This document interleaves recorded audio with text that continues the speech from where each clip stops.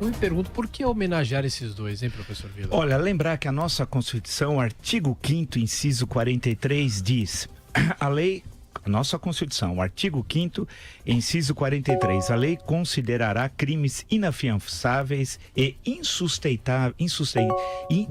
insuscetíveis de graça ou anistia a prática da tortura, o tráfico ilícito de entorpecentes e drogas afins, o terrorismo e os definidos como crimes hediondos por eles respondendo os mandantes, os executores, etc.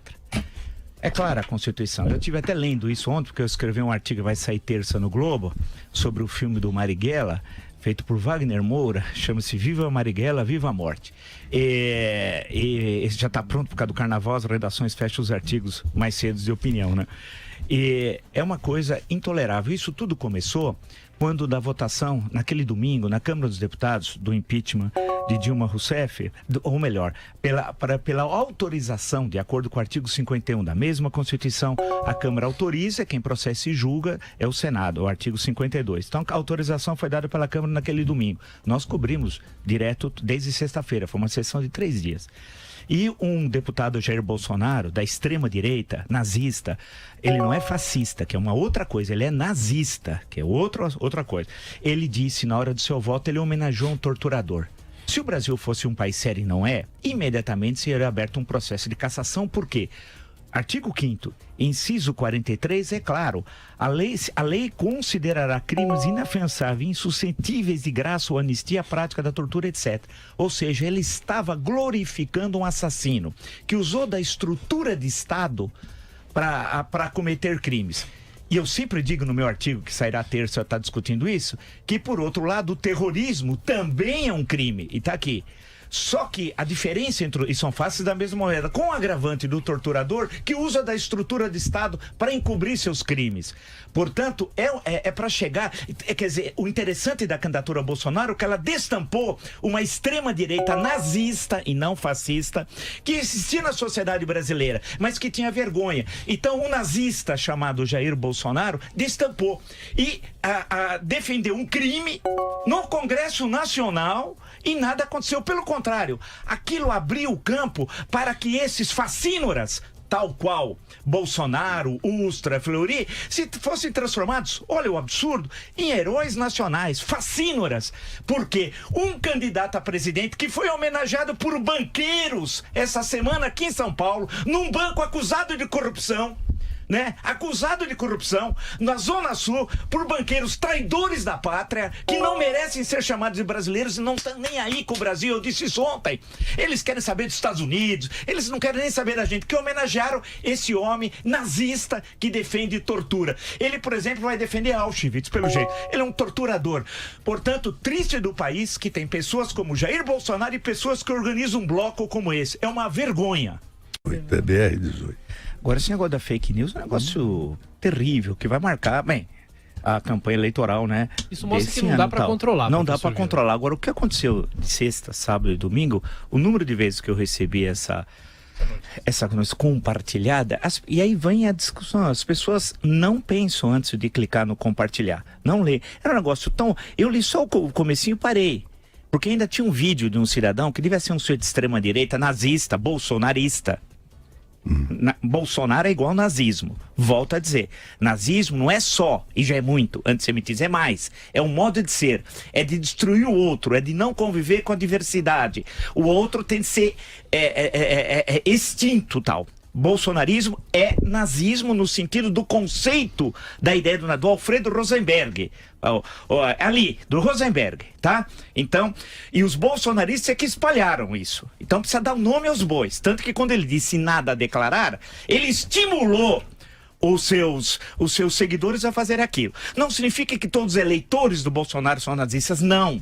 São iludidos, assim como os 33% que votaram no Hitler em novembro de 1932, você não vai dizer que todos eram nazistas, né? Na última eleição mesmo, relativamente livre da República de Weimar e tal. Então, vamos explicar para que não paire dúvidas, porque eles são violentos. São pessoas piores que os lulistas. Piores que os lulistas. E o que fizeram nesse fim de semana é uma coisa intolerável. O que mostra que nós sempre tivemos no Brasil, e para concluir, uma extrema-direita. Eu citei o documentário do Eduardo Scorel sobre o Estado Novo e as bandeiras nazistas no Brasil. Sempre teve isso, mas estava escondido.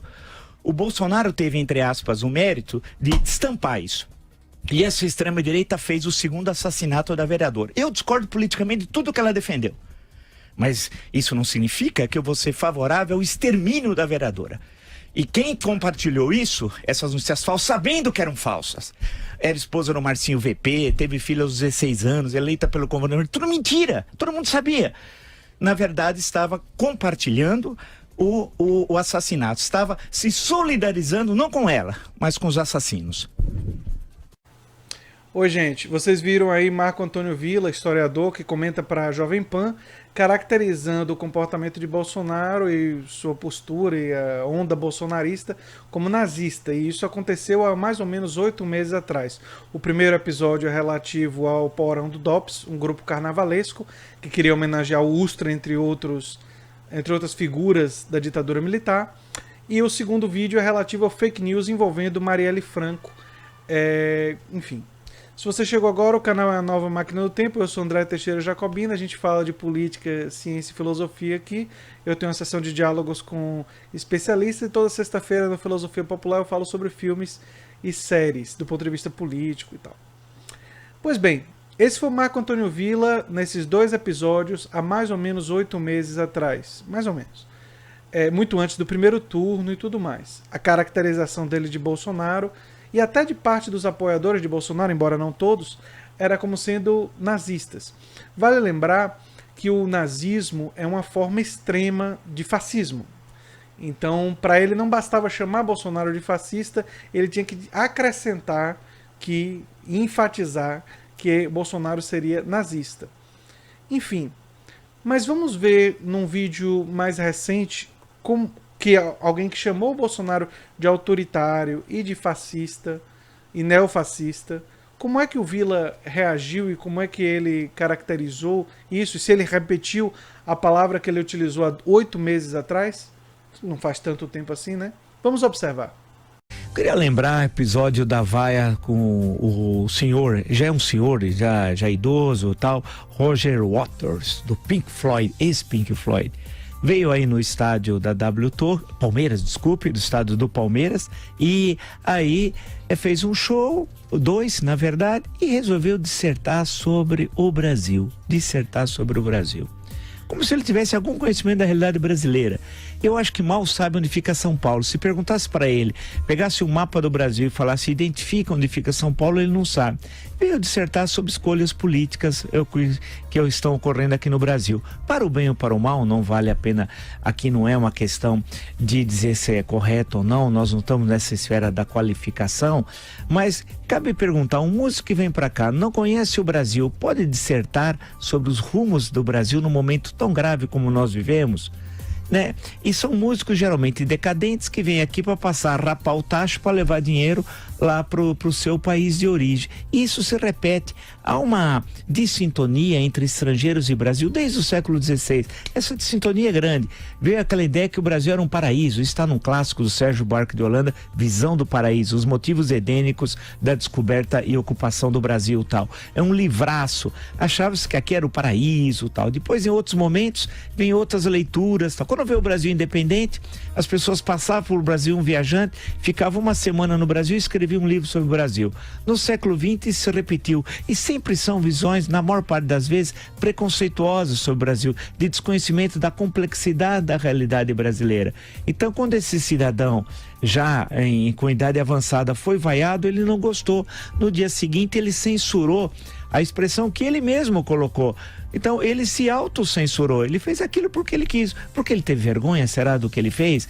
Então o curioso é que essa dissintonia, essa contradição, essa incompreensão do que é o Brasil para muitos estrangeiros, ela permanece até os tempos contemporâneos, e esse episódio reforça. Lembro quando vinha também de um outro roqueiro já em idade avançada em anos, que vinha aqui, um tal de Vox, né? Bono, um bobão, mais um bobo, é um bobão, mais um bobão que vinha aqui, a amigão do Lula. Vinha aqui, dissertava, fazia pose, rapava um pouco de dinheiro, enganava os trouxas aqui no Brasil e voltava cheio de dinheiro, com as burras cheias de dinheiro e dizendo que o Lula era uma maravilha. Eu acho que a gente tem que deixar essa coisa de complexo de colonizado, de pequeno. O Brasil é um grande país, né? Tem uma tremenda cultura. A gente tem que dizer não a esses bobalhões. Esse Waters aí é um bobalhão e tomou vaia, e tem de tomar vaia mesmo, que ele só queria aplauso, né? Ele gosta de democracia quando concordo com ele, quando discorda é fascismo? Não, meu caro. Inclusive a categoria fascismo, ela tem de ser devidamente aplicada ao momento histórico que nós vivemos. Se você entendesse um pouco de política, você é um bobalhão, não entende nada, você poderia aplicar sobre os fenômenos que estão ocorrendo no Brasil outras categorias que passassem por despotismo, tirania, autoritarismo, outras categorias, mas a categoria fascismo, no sentido clássico, ela não se aplica. Portanto, você é um bobo. Olha só que coisa curiosa. Ele não só não chamou de nazista, como questionou o termo até neofascista como um termo adequado para caracterizar Bolsonaro, né?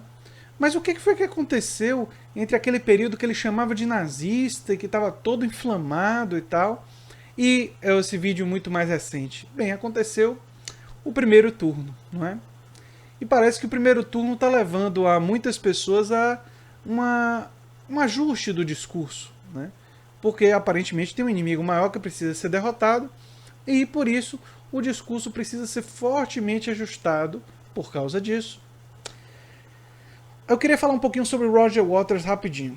Ele resolveu criticar e chamar o Roger Waters de bobão. Eu acho isso, para alguém que perdeu o pai para o fascismo, o pai de Roger Waters foi morto por fascistas, é de uma enorme crueldade. E além de desconhecimento, porque o Roger Waters não é agora que ele falou contra o fascismo, não. Ele tem uma obra dedicada predominantemente a combater o fascismo e o neofascismo.